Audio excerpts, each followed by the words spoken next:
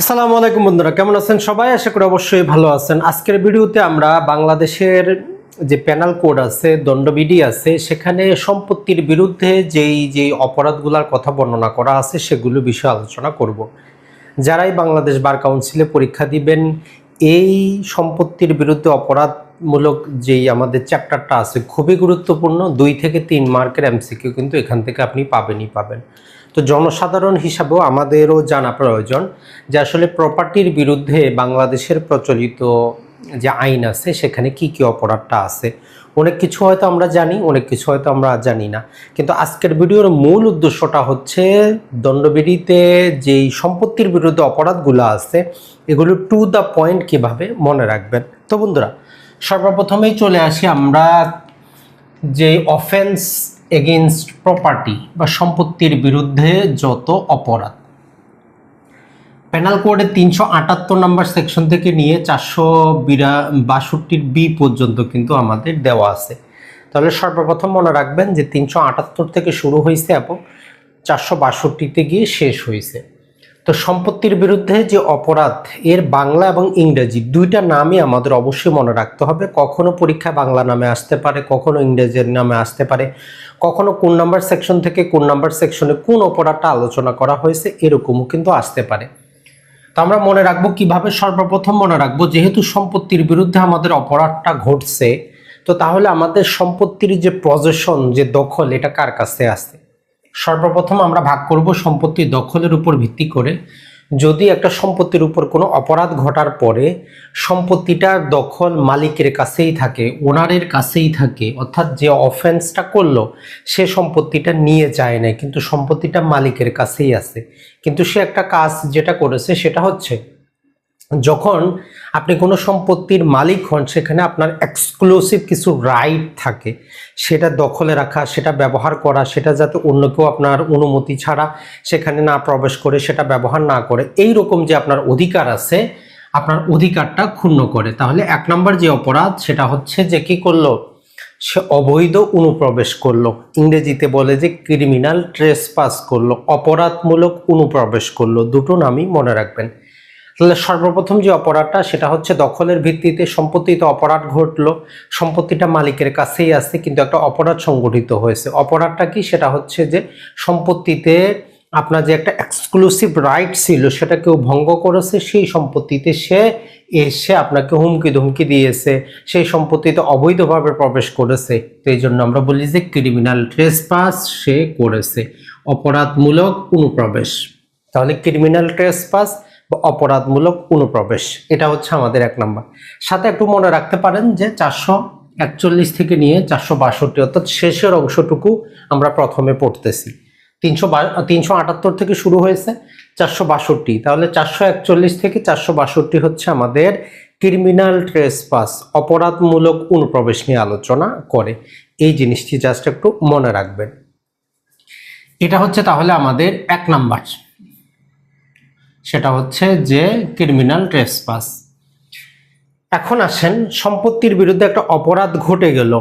এখন মূল কথাটা হচ্ছে অপরাধটা ঘটানোর পরে আর্থিকভাবে, ফাইন্যান্সিয়ালি অপরাধী কি লাভবান হইল না। প্রথমে ছিল দখলের ভিত্তিতে, এখন আমরা রিভিশনটা করতেছি যে আর্থিকভাবে, কারণ আমি একটা সম্পত্তির বিরুদ্ধে নর্মালি অপরাধটা করব যাতে আমার কিছু বেনিফিট আসে, কিন্তু কিছু কিছু ক্ষেত্রে আমার বেনিফিট না হলেও আমি মানসিক শান্তি পাই, অপরাধী মানসিক শান্তি পায়। কেমন? সেটা হচ্ছে যে লাভবান ব্যক্তিগতভাবে করে না, তবে সে সম্পত্তি ক্ষতি করে, ধ্বংস করে, যাকে আমরা বলি যে মিসচিপ। তাহলে মিসচিপ মানে হচ্ছে সম্পত্তিটার বাজার ভ্যালু কমে দেওয়া, জ্বালিয়ে দেওয়া, পুড়িয়ে দেওয়া, ধ্বংস করা। হয় সেটা সম্পূর্ণ জ্বালিয়ে দিতে পারে, আংশিক জ্বালিয়ে দিতে পারে, অথবা সেটার বাজার ভ্যালু কমিয়ে দিতে পারে। তো এইটা হচ্ছে আমাদের ক্রিমিনাল, এটা হচ্ছে আমাদের মিসচিপ বা বিনষ্টকরণ বা ধ্বংসকরণ। 425 থেকে 440। তাহলে দেখেন 425 থেকে নিয়ে 462 কিন্তু আমরা এক নিমিষে পড়ে ফেললাম। দখলের ভিত্তিতে ভাগ করে নিব, যেখানে সম্পত্তি মালিকের কাছেই থাকবে, সম্পত্তির কোনো ক্ষতিও হয় নাই, কিন্তু সম্পত্তির যে একটা এক্সক্লুসিভ রাইট ছিল মালিকের সেটাকেও ভঙ্গ করে সেখানে অপরাধমূলকভাবে প্রবেশ করেছে। এটা ছিল আমাদের ক্রিমিনাল ট্রেসপাস। এরপরে হচ্ছে সম্পত্তিটাতে অপরাধী আর্থিকভাবে নিজে লাভবান হয় নাই, সে সম্পত্তিটার বাজার ভ্যালু কমিয়ে দিয়েছে, অথবা নষ্ট করেছে, অথবা ধ্বংস করেছে। কারো বাড়ি পুড়িয়ে দিলেন, কারো ক্ষেত খামার জ্বালিয়ে দিলেন, কারো দোকান আপনি কি করলেন, সেখানে আগুন লাগিয়ে দিলেন। তো কি হইলো, তার সম্পত্তিটা আপনি ধ্বংস করলেন। করলেন কি, আপনি মিসচিপ করলেন, বিনষ্টকরণ করলেন। 425 থেকে 440 পর্যন্ত। এখন আসেন, যে দিক থেকে দখলের ভিত্তিতে পড়ে ফেললাম, আর্থিক বিবেচনায় পড়ে ফেললাম। এখন আসি যে এই দুটা যাওয়ার পর অপরাধী এখন এই যে অপরাধগুলো আমরা বলবো, এগুলোতে আর্থিকভাবে বেনিফিট হবে না, আর্থিকভাবে সে লাভবান হবে। তো এখন আমরা দেখি যে তাহলে আর্থিকভাবে তো লাভবান হবে, তাহলে অপরাধটা করার ইচ্ছা তার কখন আসলো।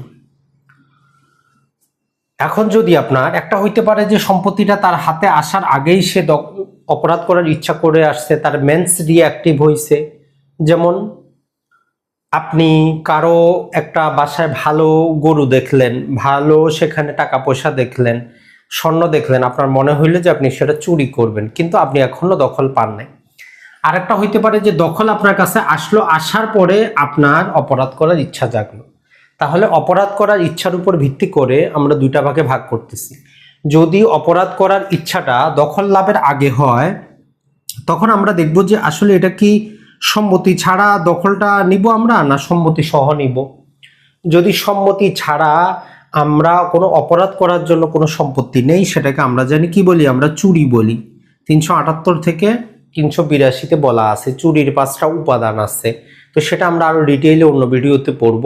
তাহলে যেটা হচ্ছে যে যেখানে অপরাধকে আর্থিকভাবে লাভবান করবে, যেখানে অপরাধ করার ইচ্ছা সম্পত্তির দখল লাভের পূর্বেই অপরাধীর হয়েছে, আর সে দখল লাভ করতে ওই ব্যক্তির যে সম্পত্তির মালিক তার সম্মতি কিন্তু নিচ্ছে না, তাহলে সেটা হলো আমাদের চুরি, যাকে আমরা থেফট বলি।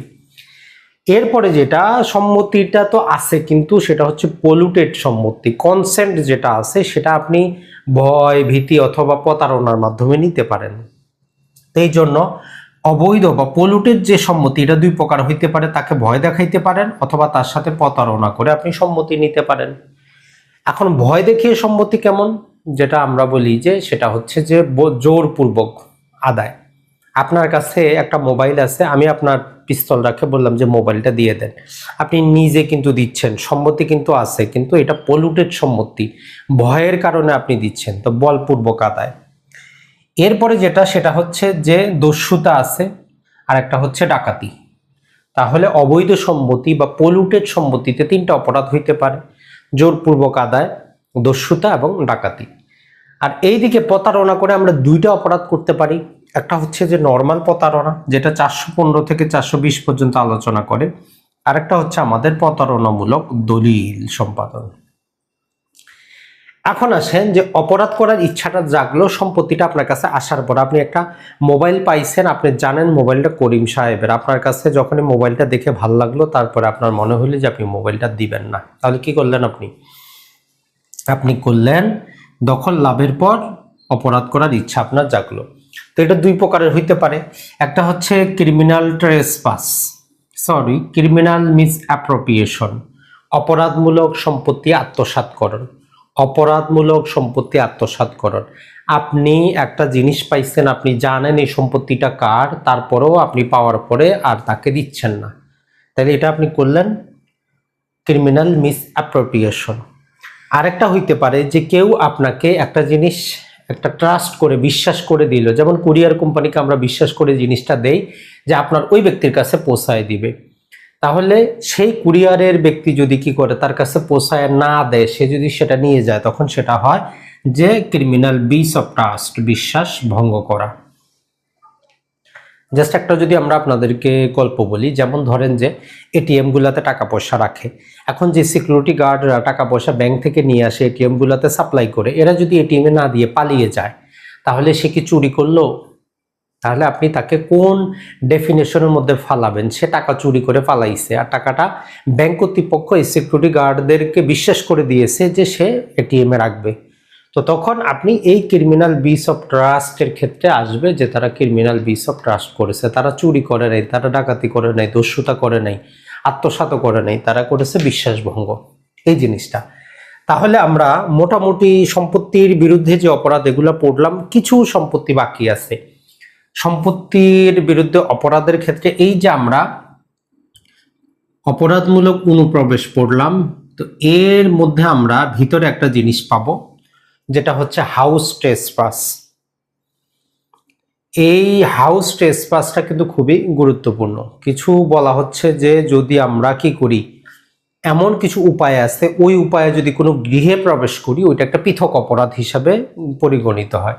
তাহলে এখানে আমরা এসটি দিই, হাউস ট্রেসপাস। সেক্ষেত্রে আরো নানা প্রকার অপরাধ আছে, লার্কিং হাউস ট্রেসপাস। তো এই যে আমাদের ক্রিমিনাল ট্রেসপাসের 441 থেকে 462 অত গুরুত্বপূর্ণ না, বেশি কিছু নাই, জাস্ট সেকশনটা হেডিংটা মনে রাখলে যথেষ্ট। এখন আমরা আপনাদেরকে ভাগ করে দেই আরেকটা জিনিস, যেটা 410 থেকে 415 পর্যন্ত আমরা পাবো চোরাই মাল। অর্থাৎ এইখানে এই ডাকাতি ছাড়া এই যে চুরি, বলপূর্বক আদায়, দস্যুতা, আত্মসাৎ, এই সম্পদগুলাকে আমরা চোরাই মাল বলবো। এই চোরাই মাল যার কাছে পাওয়া যায় সে অপরাধী, যার ঘরে রাখা হয় সে অপরাধী, নানা প্রকার কিন্তু সেকশন আছে। Stolen property. তাহলে বন্ধুরা দেখেন, সম্পত্তির বিরুদ্ধে অপরাধ যেগুলো হয় এগুলো আমরা যদি সর্বপ্রথমে এইভাবে মনে রাখবো যে একটা পেনাল কোডে আমাদের সম্পত্তির বিরুদ্ধে যে অপরাধ দেওয়া আছে এগুলো যখন আমরা মনে রাখার চেষ্টা করব, আমরা সর্বপ্রথমে যে জিনিসটা দেখব যে সম্পত্তির বিরুদ্ধে অপরাধটা হইল, কিন্তু সম্পত্তির দখলটা বর্তমানে কার কাছে আছে। তো দেখলাম যে সম্পত্তির দখলটা মালিকের কাছেই আছে, সম্পত্তির কোনো ক্ষতি হয় নাই, কোনো ড্যামেজ হয় নাই, কিন্তু সম্পত্তির উপরে যে একটা এক্সক্লুসিভ রাইট থাকে মালিকের সেটা ভঙ্গ হয়েছে, অপর ব্যক্তি অপরাধমূলকভাবে জোর করে ওই সম্পত্তিতে প্রবেশ করেছে। তাহলে এখানে আমরা যেটা করব সেটা হচ্ছে সিটি ক্রিমিনাল ট্রেসপাস হয়েছে বলে আমরা ধরে নিব, 441 থেকে 462।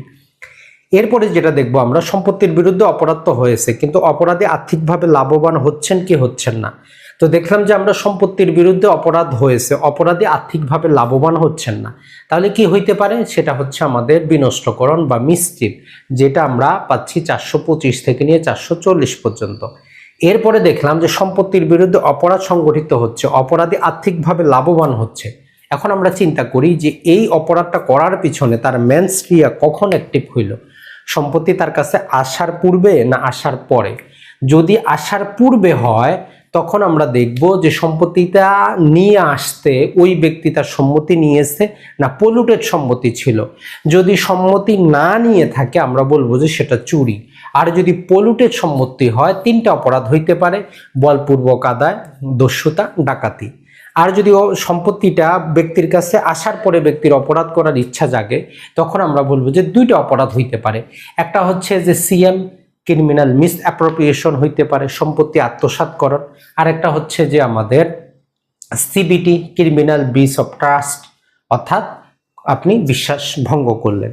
এই যে আমাদের সম্পত্তির বিরুদ্ধে অপরাধগুলো আছে এগুলার মাধ্যমে যে সম্পত্তিটা অর্জন করা হয় তাকে বলে যে চোরাই মাল বা স্টোলেন প্রপার্টি, যেটা আমাদের 410 থেকে 415 পর্যন্ত আলোচনা করে। এখানে যে প্রতিটা জিনিস আছে, যেমন চুরিটা একটা পড়ার বিষয়, বলপূর্বক আদায়, দস্যুতা, ডাকাতি, প্রতারণা, আত্মসাৎকরণ, বিশ্বাসভঙ্গকরণ, মিসচিফ এবং ক্রিমিনাল ট্রেসপাস, প্রতিটার ভিতরে কিছু উপাদান আছে। সেই উপাদানগুলোর জন্য আমাদেরকে আরো ডিটেইলে পড়তে হবে। ভালো থাকবেন, সুস্থ থাকবেন। আসসালামু আলাইকুম।